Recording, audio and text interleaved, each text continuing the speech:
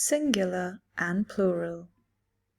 In English, nouns can be either singular, referring to one thing, or plural, referring to more than one thing.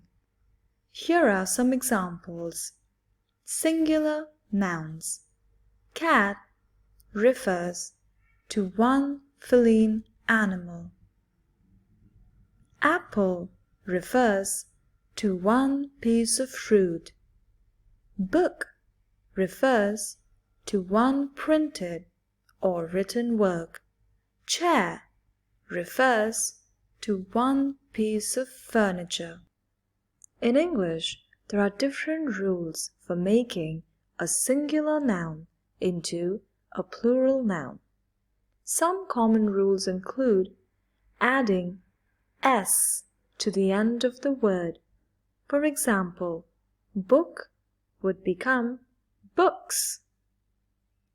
Adding es to the end of the word if it ends in s, x, z, ch, or sh. Example, box to boxes. Changing the spelling of the word entirely. Example, foot to feet.